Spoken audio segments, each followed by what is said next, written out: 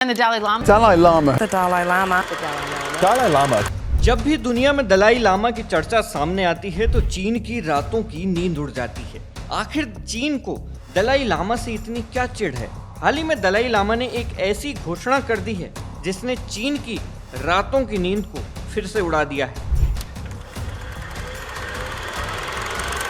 तिब्बती बौद्ध धर्म के सबसे बड़े और सबसे श्रद्धेय गुरु दलाई लामा, एक नाम जो सिर्फ धर्म नहीं बल्कि शांति, करुणा और आत्मबल का प्रतीक बन चुका है। और अब मौजूदा दलाई लामा तेंजिन ग्यात्सो ने अपने पुनर्जन्म को लेकर बड़ा ऐलान कर दिया है। उन्होंने साफ साफ कहा है कि मेरे बाद भी एक और दलाई लामा आएगा, पुनर्जन्म की परंपरा जारी रहेगी। यानी अब मौजूदा दलाई लामा का देहांत होगा तो उनकी आत्मा का पुनर्जन्म होगा और दुनिया को एक नया दलाई लामा मिलेगा। अब सवाल उठता है कि ये दलाई लामा कौन है?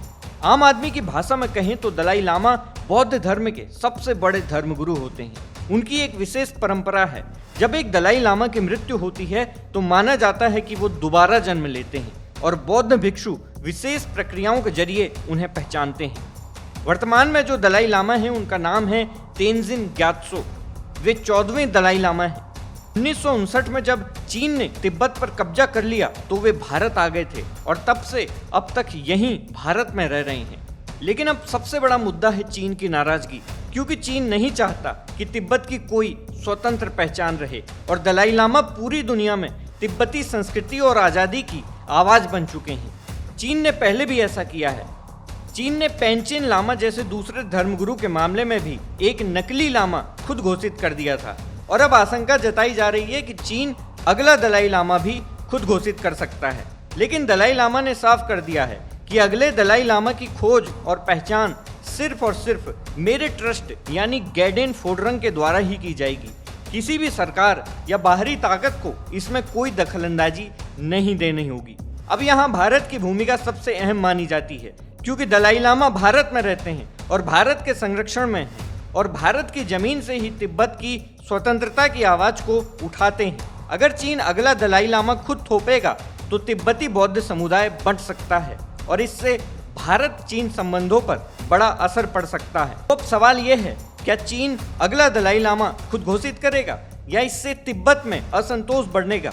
और क्या भारत दलाई लामा को पूरी सुरक्षा और मान्यता देने के लिए तैयार है? राजनीतिक जानकार मानते हैं कि ये सिर्फ धार्मिक नहीं बल्कि एक भू राजनीतिक संकट भी बन सकता है।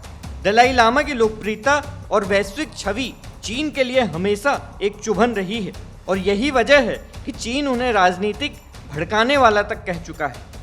भारत के लिए चुनौती ये है कि वो एक ओर तिब्बती की भावनाओं का सम्मान करे और दूसरी ओर चीन के साथ अपने कूटनीतिक रिश्तों को भी संभाले। लेकिन सच ये है कि दलाई लामा आज सिर्फ एक धर्मगुरु नहीं बल्कि भारत की धरती से उठने वाली आध्यात्मिक ताकत बन चुके हैं। इसीलिए भारत को चाहिए कि दलाई लामा को हर स्तर पर सुरक्षा और संरक्षण दे। दुनिया को यह साफ संदेश दे कि अगला दलाई लामा चीन की पसंद नहीं बल्कि बौद्ध परंपरा और दलाई लामा की आत्मा से चुना जाएगा। और चीन को यह भी याद दिलाए कि आस्था पर सियासत थोपना तानाशाही है, धर्म नहीं। अब देखना है कि आने वाले समय में अगले दलाई लामा को लेकर भारत और चीन के रिश्तों में कैसी करवट आती है। क्या शांति की परंपरा निभेगी या राजनीति फिर से धर्म पर हावी हो जाएगी?